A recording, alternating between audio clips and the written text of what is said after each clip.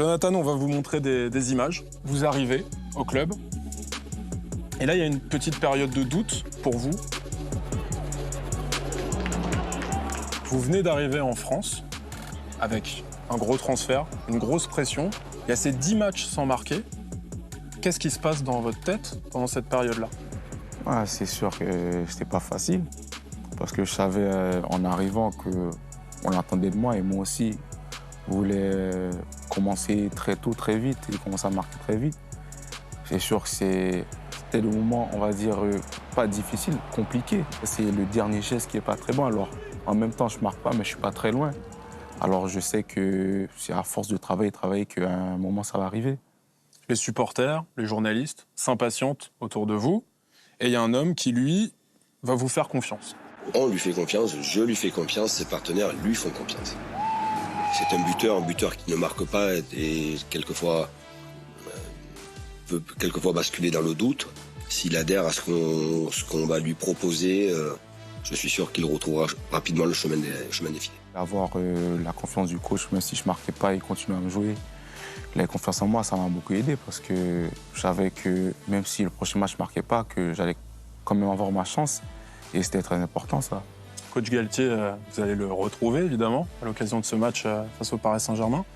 Qu'est-ce qu'il aura apporté, finalement, à ce moment-là, dans votre carrière?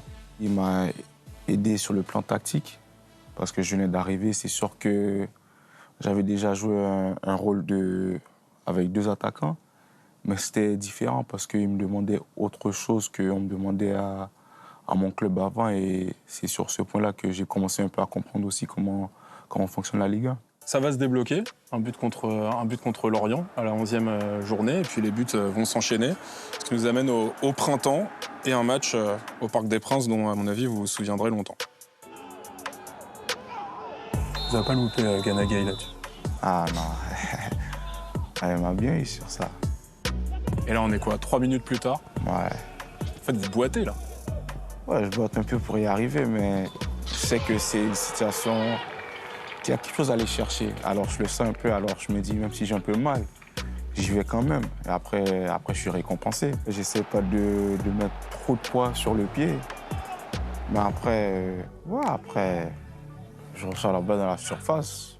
Il n'y a pas grand-chose à faire, c'est contrôle et frappe. Christophe Galtier n'est pas le seul que vous allez retrouver à l'occasion de ce match face au Paris Saint-Germain. Il y avait une belle complicité entre vous. Ouais, je pense qu'on s'entendait très bien.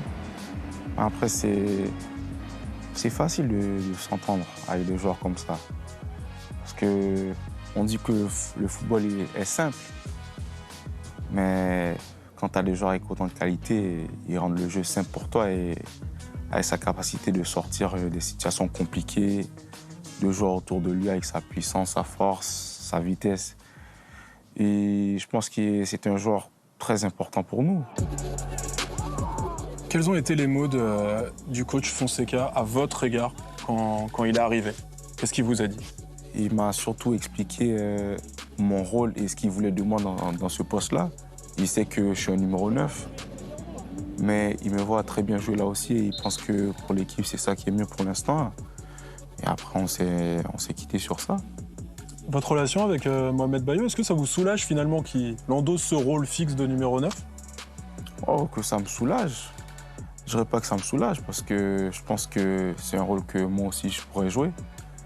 Mais je pense qu'il occupe très bien ce poste parce que c'est quelqu'un de très imposant physiquement et qui attire beaucoup l'attention des défenseurs. Et de ce point de vue-là, ça libère beaucoup d'espace pour moi et aussi que je peux exploiter. Bon, ça, du coup, votre nouveau coach Fonseca, l'a très bien compris. On va voir, donc là, on est premier match de la saison contre Auxerre. Ça, c'est sur le but de Benjamin André. Donc là, vous allez vraiment ouvrir l'axe pour ouvrir les déplacements pour Zedatka. Ouais. À aucun moment, vous le regardez, Benjamin André. Vous savez qu'il va être là? Ouais, non, je l'avais déjà vu avant. Parce que pendant que Rémi il fixe avec le ballon, je vois déjà Benjamin venir derrière moi. Alors je sais juste si je lui fais la remise. Après, c'est à lui de jouer. Après, il a très bien conclu l'action, mais je savais qu'il était là. C'est ça le coach, il veut qu'on soit placer entre les lignes, mais qu'on soit patient et qu'on respecte aussi les distances pour pas trop coincer le jeu et laisser aussi l'espace dans le jeu pour les milieux derrière nous, pour pouvoir travailler, avoir les espaces. Et si on est patient, forcément, on va recevoir le ballon dans un bon espace. Et c'est après, là, qu'on peut faire la différence. Et c'est vrai que il faut quand même respecter, mais c'est aussi très libre. Ce qu'il te dit, c'est, on va dire, juste pour commencer. Mais après, dans le jeu, c'est toi qui joues, c'est toi qui sens le jeu. Et lui aussi, il respecte ça parce qu'il connaît, c'est comme ça le jeu. Merci beaucoup. Merci à vous.